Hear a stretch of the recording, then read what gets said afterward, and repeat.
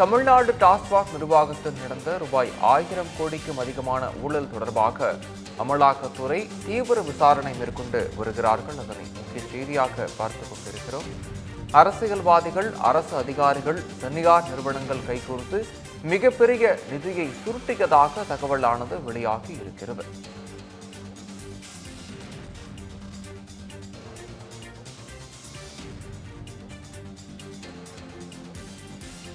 திரைப்பட தயாரிப்பாளர் ஆகாஷ் பாஸ்கரன், உதயநிதி ஸ்டாலினின் நண்பர் ரதீஷ் ஆகியோருக்கு சொந்தமான இடங்களில் அமலாக்கத்துறை சோதனை மேற்கொண்டு வருகிறது. இதுகுறித்த கூடுதல் விவரங்களை வழங்குவதற்காக இணைகிறார் தலைமைச் செய்தியாளர் விக்னேஷ். விக்னேஷ், விவரங்கள். வணக்கம் விக்னேஷ். கடந்த 7 தினங்கள் மட்டுமல்லாது கடந்த சில மாதங்களுக்கு முன்பாகவும் டாஸ்மாக் நிறுவனத்தினுடைய தலைமை அலுவலகம் உட்பட டாஸ்மாக் நிறுவனத்திற்கு மதுபானங்களை விற்பனை செய்யக்கூடிய நிறுவனங்கள் என பல்வேறு இடங்களில் அமலாக்கத்துறை தொடர் சோதனை நடத்தியது. அந்த சோதனையின் அடிப்படையில் 1000 கோடி ரூபாய்க்கும் அதிகமான ஊழல் நடைபெற்றிருப்பது கண்டறியப்பட்டதாக அமலாக்கத்துறையே அதிகாரப்பூர்வமான அறிக்கையும் வெளியிட்டிருந்தது. அந்த மோசடி சம்பவமாகவும் முறைகேடு சம்பவமாகவும் கடந்த 2 தினங்களாகவும் இந்த அமலாக்கத்துறை சென்னையினுடைய பல்வேறு பகுதிகளில் விரிவான விசாரணையை மேற்கொண்டிருக்கிறது. அதன் ஒரு பகுதியாக திரைப்பட தயாரிப்பாளர் ஆகாஷ் பாஸ்கரன் மற்றும் உதயநிதி மற்றும் அன்பில் மகேஷுக்கு மிக நெருக்கமாக இருக்கக்கூடிய ரத்தீஷ் என்பவருடைய சொந்தமான இடங்களிலும் இந்த அமலாக்கத்துறை விசாரணையை விரிவுபடுத்தி இருக்கிறது. இந்த விசாரணை இன்று காலை நிறைவடைந்திருக்கக்கூடிய சூழலில் இந்த விசாரணையில் பல்வேறு பரபரப்பு தகவல்கள் வெளிவந்திருப்பதாக முதற்கட்ட தகவல் கிடைக்கப்பட்டிருக்கிறது. அதன் அடிப்படையில் டாஸ்மாக் நிறுவனத்திற்கு தொடர்புடையதாக கூறப்படக்கூடிய அந்த பண மோசடி என்பது கட்சி நிதிக்கும் பயன்படுத்தப்பட்டிருப்பதாக, திமுகவினுடைய கட்சி நிதிக்கும் பயன்படுத்தப்பட்டிருப்பதாக ஒரு பரபரப்பு தகவல் இந்த விசாரணையில் வெளிவந்திருக்கிறது. மதுபானங்களுடைய விலையை உயர்த்துதல், போலி பில்களை உருவாக்குதல், கூடுதல் பணத்தை திரைப்பட திட்டங்கள் என பல்வேறு திட்டங்கள் மற்றும் பல்வேறு முதலீடுகளில் ஈடுபடுத்தி இருப்பதும் இந்த மோசடியில் அடங்கியிருக்கிறது. குறிப்பாக அரசியல்வாதிகள், அதிகாரிகள் மற்றும் தனியார் நிறுவனங்கள் இணைந்து பெரிய மோசடி செய்திருப்பதாகவும் அதில் ஒரு பெரும் பகுதியை கட்சி நிதிக்கு வழங்கியிருப்பதாகவும் அமலாக்கத்துறை விசாரணையில் தகவல் கிடைக்கப்பட்டிருக்கிறது.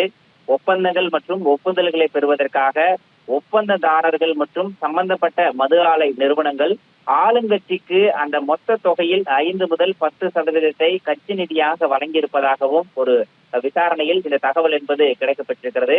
பொதுவாக தனியார் மதுபான ஆலைகள் மூலமாக கொள்முதல் செய்யப்படக்கூடிய அந்த ஆர்டர்கள் என்பது டாஸ்மாக் நிறுவனத்தின் மூலமாகவே நிர்ணயிக்கப்படுகிறது. அவ்வாறு நிர்ணயிக்கப்படக்கூடிய அந்த தனியார் ஆலைகள் என்பது தோராயமாக ஒரு 100 கோடி ரூபாய்க்கு ஆர்டர் கொடுக்கும் பட்சத்தில் 20 கோடி ரூபாய் அதில் 20 கோடி ரூபாய் லஞ்சமாக வழங்கியிருப்பதாகவும் தகவல் கிடைக்கப்பட்டிருக்கிறது. இந்த முறை மட்டும் இதை கணக்கிடும் போது மட்டும் ஆண்டுதோறும் 300 முதல் 400 கோடி ரூபாய் வரை இந்த லஞ்ச பணமாக வழங்கப்பட்டிருப்பதாகவும் அந்த அமலாக்கத்துறை விசாரணையில் கண்டறியப்பட்டிருக்கிறது. அதிமுக ஆட்சி காலத்தின் போது மிடாஸ் மற்றும் எம்டி டிஸ்டரிஸ் ஆகிய நிறுவனங்களிடம் மட்டுமே மதுபான ஆலைகள் நிறுவனங்கள் மட்டுமே அந்த மதுபானங்கள் கொள்முதல் செய்யப்பட்டது.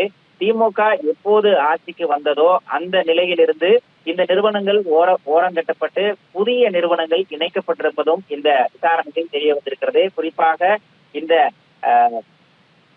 நிறுவனங்கள் மூலமாக ஆர்டர்கள் வழங்கப்படுவதற்கு 100 கோடி ரூபாய்க்கு ஆர்டர் வழங்கப்பட்டால் 20 கோடி ரூபாய் அதில் லஞ்ச பணமாக வழங்கப்பட்டிருக்கிறது.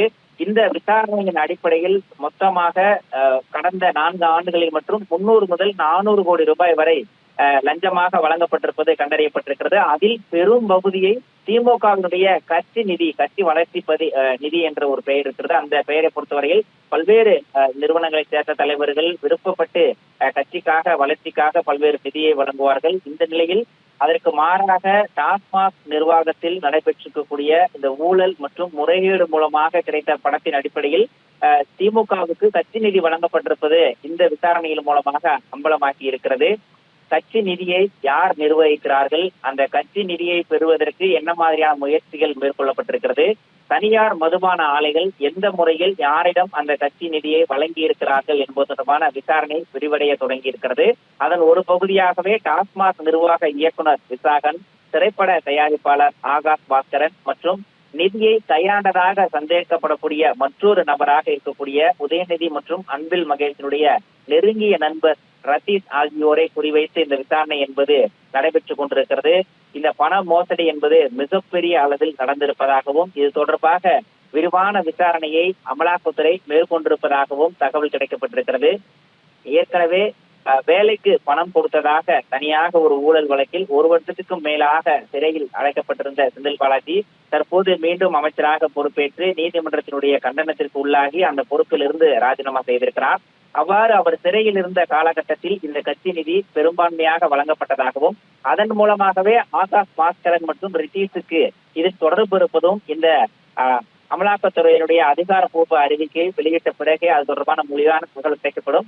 ஏனென்றால் கடந்த ஓராண்டில் மட்டும் சுமார் 48,000 கோடி ரூபாய்க்கு டாஸ்மாக் நிறுவனத்தின் மூலமாக வருவாய் கிடைக்கப்பட்டிருக்கிறது. இந்த ஊழல் என்பது மிகப்பெரிய ஊழலாக வெளிவந்திருக்கிறது. குறிப்பாக அரசியல் கட்சி தலைவர்கள், அரசு அதிகாரிகள் மற்றும் தனியார் நிறுவனங்கள் ஆகிய 3 தரப்பினர் இணைந்து இந்த மிகப்பெரிய ஒரு மோசடியில் ஈடுபட்டிருப்பதாகவும் அந்த மோசடியில் பெரும் பகுதியை திமுகவுடைய கட்சி நிதிக்கு வழங்கி இருப்பதும் அமலாக்கத்துறை விசாரணையில் அதிகாரப்பூர்வமாக தெரிய வந்திருக்கிறது. விரிவான விவரங்களை வழங்கியமைக்கு நன்றி விக்னேஷ்.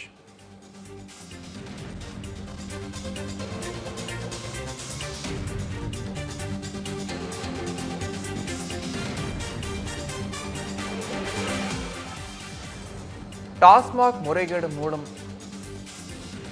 தமிழ்நாடு டாஸ்மாக் நிர்வாகத்தில் நடந்த ரூபாய் 1000 கோடிக்கும் அதிகமான ஊழல் தொடர்பாக அமலாக்கத்துறை தீவிர விசாரணை மேற்கொண்டு வருகிறது.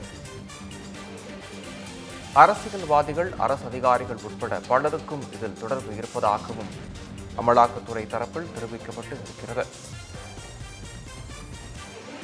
திரைப்பட தயாரிப்பாளர் ஆகாஷ் பாஸ்கரன், உதயநிதி ஸ்டாலினின் நண்பர் ரத்தீஷ் ஆகியோருக்கு சொந்தமான இடங்களில் அமலாக்கத்துறை சோதனை மேற்கொண்டு வருகிறது.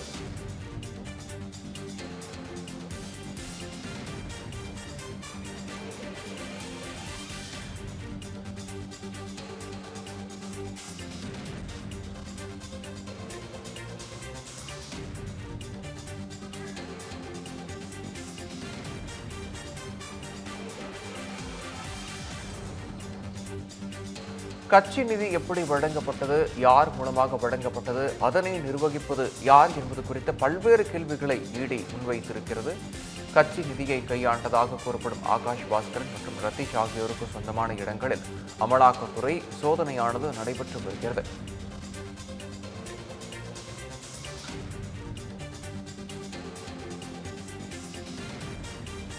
டாஸ்மாக் நிர்வாகத்தில் பல்வேறு பரபரப்பான தகவலானது வெளியாகி இருக்கிறது. மேலும் இது குறித்து அதனுடைய கருத்தினை பதிவு செய்வதற்காக இணைகிறார் பாஜகவினுடைய மூத்த தலைவர் ராஜா. சார் வணக்கம். இடி விசாரணையில் கிடைக்கப்பட்டதாக கூறப்படக்கூடிய இந்த புதிய தகவல்கள் பற்றி உங்களுடைய கருத்தின, பல்வேறு ஊழல்கள் நடைபெற்றதா தெரிவிக்கப்பட்டிருக்கு, இது குறித்து உங்களுடைய பார்வையை நீங்க விளக்கலாம். அதாவது முதல்ல ஒரு அரசு நிறுவனத்தின் மீது அதற்கு எதிராக இடி ரைடு நடந்தது தமிழ்நாட்டில் டாஸ்மாக்கு எதிராக தான். அப்பொழுதே முதல்வர் அவர்களுடைய பதட்டம் நமக்கு தெரிந்தது. ஏனென்றால் இந்த வழக்கை விசாரிக்க கூடாது, ஈடிக்கு அதிகாரம் இல்லை என்றெல்லாம் உயர் நீதிமன்றத்திற்கு சென்றார்கள். ஆனால் உயர் நீதிமன்றத்தில் இவங்களால என்ன பண்ண முடிஞ்சது, ஒரு 2 மாசம் டிலே பண்ண முடிஞ்சது. ஏன்னா 2 நீதிபதிகள் அவங்க நாங்க இதை எடுத்துக்க மாட்டோம்னு ரெஸ்கியூ பண்ணி கொண்ட பிறகு வேறு 2 நீதிபதிகள் நியமிக்கப்பட்டு கடைசியில் உயர் நீதிமன்றம் இடியினுடைய விசாரணையில் எந்த சட்ட மீறலும் இல்லைன்னு. இப்போ நீங்க பாத்தீங்கன்னா கருணாநிதியின் குடும்பத்தை சேர்ந்தவர்கள் இதில் ஈடுபட்டு இருக்கிறார்கள். நீங்க பாத்தீங்கன்னா அது கருணாநிதியினுடைய